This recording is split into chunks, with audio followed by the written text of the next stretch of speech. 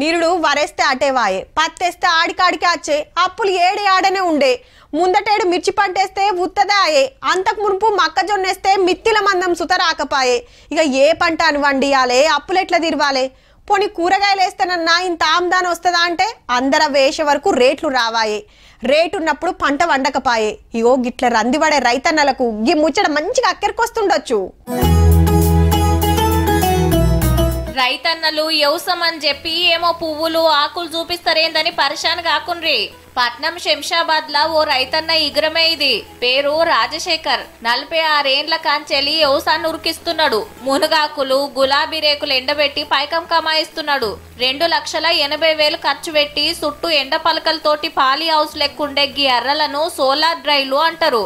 అంటే ఎప్పటికీ 36 డిగ్రీల నుంచి 48 డిగ్రీల గర్మీ ఉంటదట. అటు ఇటు కాకుండా గీ ఫ్యాన్ల సౌలతి ఉన్నది. ఇంతకు గా ఆకులు గులాబీ రేకులు ఎండబెట్టి ఏం చేస్తారు అంటారా?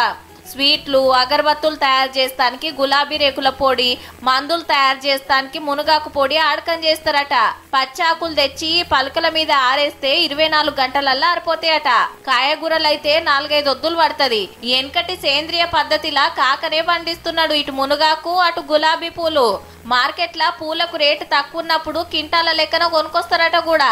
అట్లా కాకుండా పెండ్లిళ్ళు పండుగలప్పుడు పూలకు గిరాకీ బగ్గుంటది కాబట్టి అమ్ముకున్న ఫాయిదానే. వినాయక చవితి కానీ నవరాత్రులు కానీ దేవి నవరాత్రులు కానీ ఇటువంటి సీజన్లో పూలు బాగా 100, 200, 200, 300 రూపాయలు కూడా కేజీ అమ్ముతాయి కనుక ఆ టైంలో డ్రై చేసుకోకుండా మార్కెట్ పంపడమే మంచిది. మునగాకు పండిస్తే ఎకరానికి ఖర్చులు పోను 1,00,000 రూపాయల ఆమ్దాని పక్కా ఉంటదట. మంచి రేట్ వస్తే 2-3 లక్షలు సుతా వస్తాయట. ఒక్కసారి నాటితే 6 ఏండ్లు పెంచొచ్చు. జప్పున్నే బయట దేశాలకు సుతా పంపిస్తారట. వీటి పౌడర్ బయటి మార్కెట్ల కిలాకు 600 నుంచి 800 వస్తాయట. గీ ఇకమతి చేయాలనుకునేటోళ్ళు పూరాగా తెలుసుకునే పెట్టాలి, లేదంటే ఆగమైతారు అంటుండు కాక.